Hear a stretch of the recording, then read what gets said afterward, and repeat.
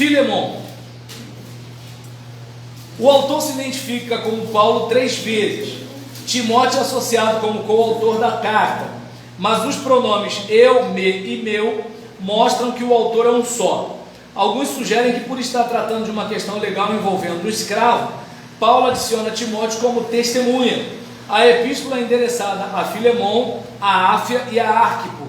Como Filemon é citado primeiro e o pronome está no singular e não no plural, conclui-se que foi para Filemon. Então, deixa eu ver, a data deve ficar entre 59 e 60 depois de Cristo. Versos 1 a 3, saudações. Versos 4 a 7, oração em ação de graças. Versos 8 a 20, pedido a favor de Onésimo. Versos 21 a 25, planos, saudações e bênçãos. Então aqui a gente encontra Paulo escrevendo para Filemon. Opa! Vou pegar esse copo aqui que é maior, tá, gente? Aí nisso, a gente, por exemplo, tem nesse caso, Paulo falando com Filemon sobre um escravo fugitivo chamado Onésimo.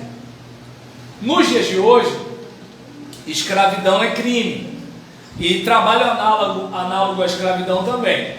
Naquele contexto, a escravidão era como o capitalismo hoje aqui, o socialismo um tempo atrás na antiga União Soviética. Era algo do tipo assim, olha, faz parte da nossa economia, o modo da gente viver. E aí, por exemplo, você vai reparar que Paulo não chega a combater a escravidão. É como, por exemplo, vamos pensar hoje, a gente tem uma defesa do socialismo como alternativa ao capitalismo. Não vou entrar, obviamente, nessa discussão, mas praticamente a gente não encontra nada hoje para substituir o capitalismo.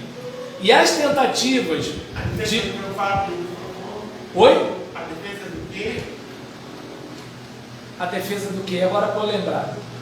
Deixa eu ver. Capitalismo. Defesa do capitalismo, você falou isso. Eu falei da defesa do capitalismo? Falou. Então tá. Aí nesse caso a gravação vai dizer se eu falei.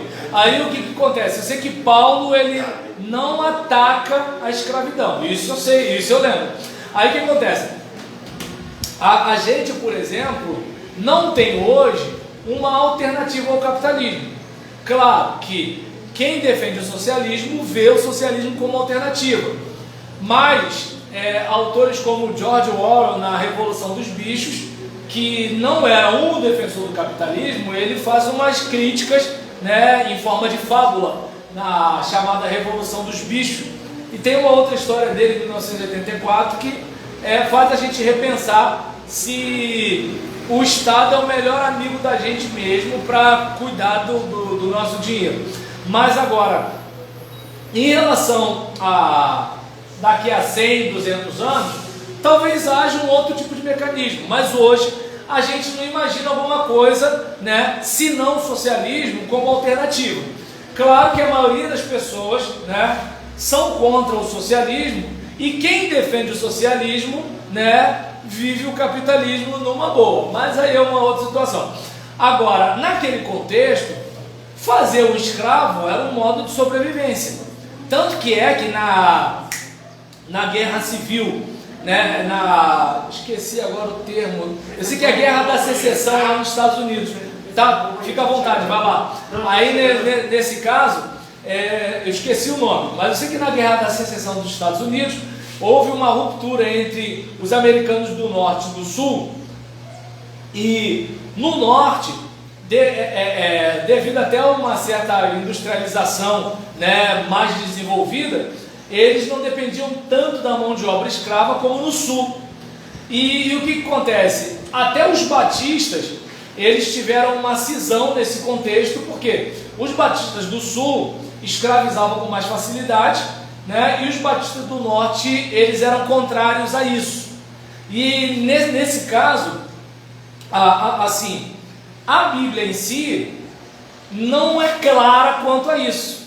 Por isso, alguns cristãos viam até na Bíblia alguma base. Não, porque tem escravo na Bíblia e tudo, tal, aquela coisa toda. E outros, não, mas espera aí, se você ler o Novo Testamento, você vai ter dificuldade de escravizar alguém.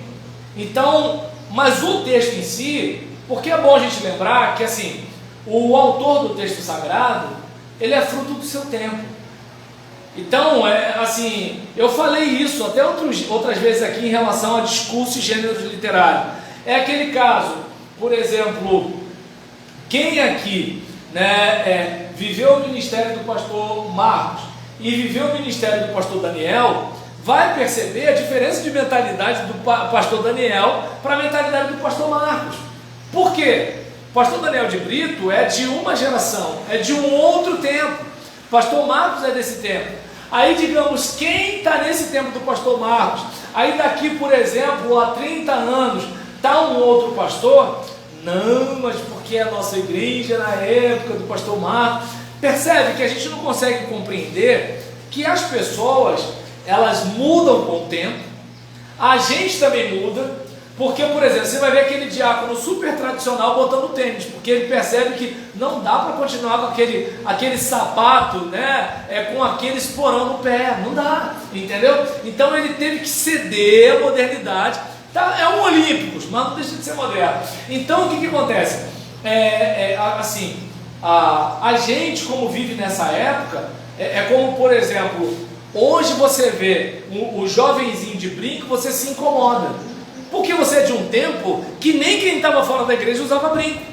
Está dando para entender? Mas para aquele jovenzinho de brinco, aquilo ali é a coisa mais natural do mundo. Esses velhos da igreja são tudo implicantes. Está dando para entender? Para de favor. Oi, falar o quê? Tem Ourives o quê? Ourives? É. Ourives é quem faz ouro. Ourives. Não. Olímpicos, os olímpicos, tênis. Aí nesse caso, por exemplo, você vai reparar que assim, Paulo, ele é homem do seu tempo. Então o que ele está pedindo para Filemão é que Filemão trate Onésimo com civilidade, com humanidade, com dignidade. E talvez Onésimo, como escravo, talvez recebesse um tratamento melhor do que um funcionário que trabalha no caixa de mercado hoje. Está dando para entender? Apesar de não ser trabalho escravo, né? Tem a CLT, tem isso, tem aquilo, mas olha a vida daquela moça naquela correria, a dificuldade de tempo para estudar, se qualificar, para melhorar de vida, entende? Ou vai ter que progredir ali, crescer ali, ou vai ter que sair dali, porque não dá para fazer algumas coisas ao mesmo tempo. Ou é claro, né? Ela é parente do dono do mercado, aí beleza. Mas agora, eu não sei se dá para perceber que assim, o que Paulo pede é a humanização do tratamento. Que de repente o patrão crente dá os direitos para o empregado, mas não trata com humanização. Às vezes o camarada está com a saúde em frangalhos, está arrebentado, a cabeça está a 1000 por hora, e isso vai trazer prejuízo para a empresa, porque ele não trata o seu funcionário como gente. É isso que Paulo está pedindo. Aí tem gente que quer que Paulo seja contra a escravatura. É como se hoje, né, você fosse contra o capitalismo. Você vai pedir o quê? Humanização apesar do... Você tem outra coisa? Tem outra alternativa? Tivemos ao longo dos anos as tentativas de socialismo, mas na maioria dos países não deu certo, né? Então é aquele caso, você tinha lá um lado da Alemanha, né? Você tem um lado da Coreia, você teve um lado do Vietnã, mas é o seguinte, a maioria das pessoas optaram só por um lado, o outro elas eram obrigadas a ficar. Então, ou seja, estou dizendo que o capitalismo é a solução? Não, só estou dizendo que como a gente tem o capitalismo hoje, a gente tinha escravidão no passado. E Paulo está falando o quê? Trate com humanidade, porque ele é seu irmão.